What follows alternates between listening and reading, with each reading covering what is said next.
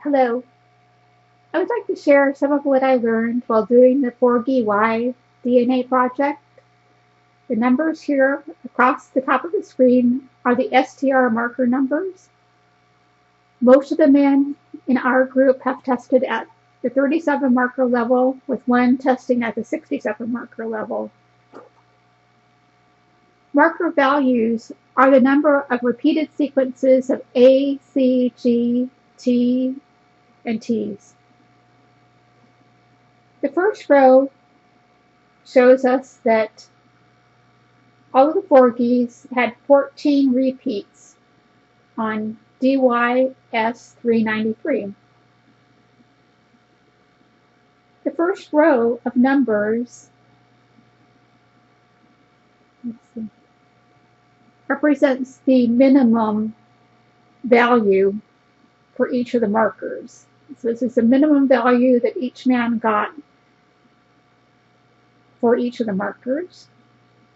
Row 2 shows the maximum value for each marker. So the maximum for each individual.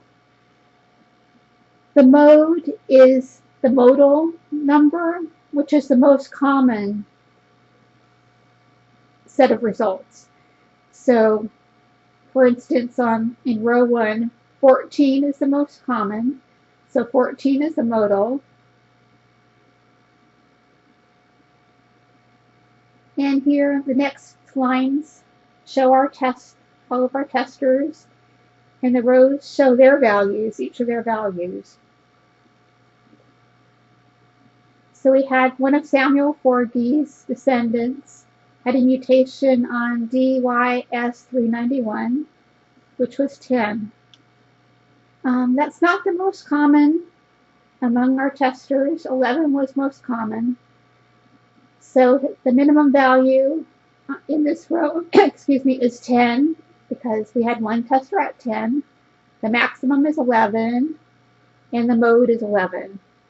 The modal is 11 because that's the most common. The color coding of, okay, these are mutations. All of the numbers that are color coded are mutations.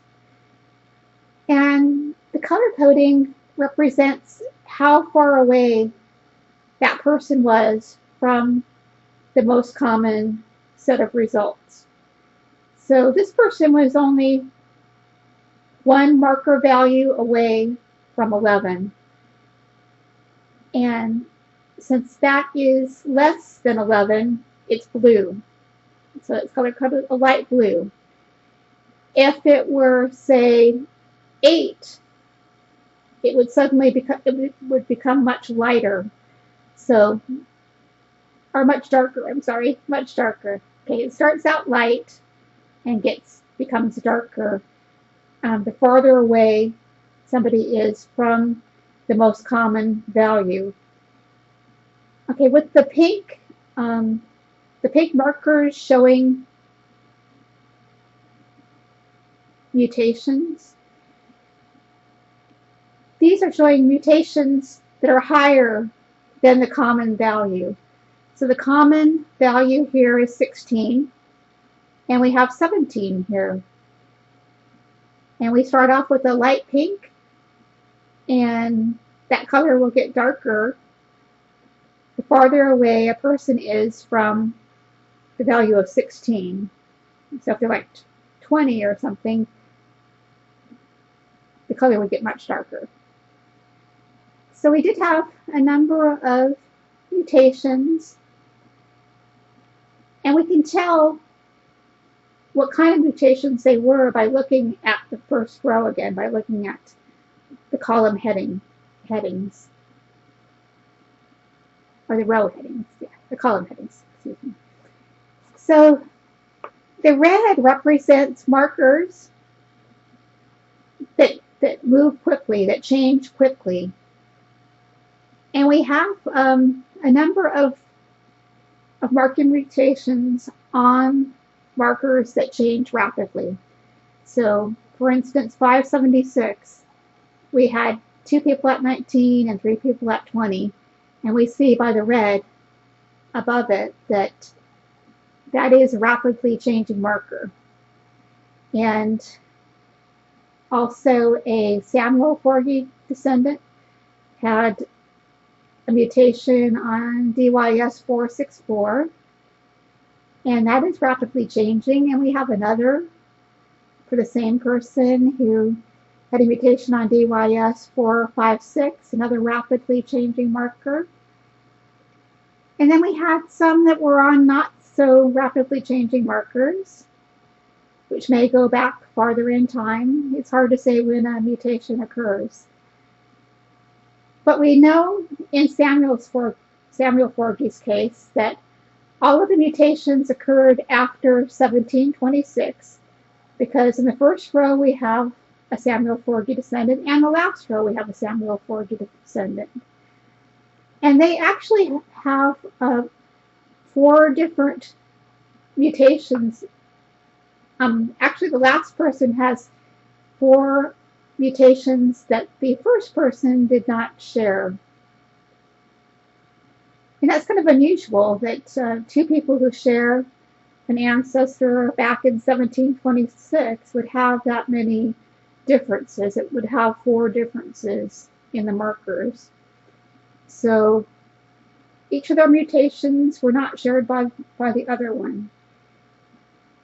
So we know that they are fairly recent and actually not very helpful in our project, because they were after the common ancestor, and we really need to have for our brick wall, to solve our brick walls, we need the mutations to occur before the common ancestor, before the shared ancestor. And as far as the other mutations that were not quite as common, we don't know exactly when these occurred.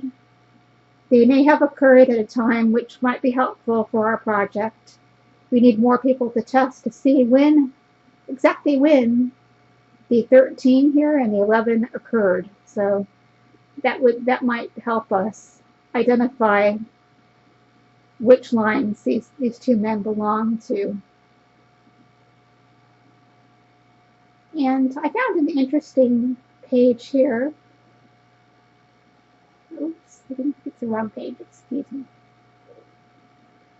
This shows the color scale for the markers. So you can see that the blue, that light blue, is -1 from the common value. This is +1 from the common value, and you can see that we go up to 10 plus or 10 minus on the values. So this is the color code scale that they use at Family Tree DNA.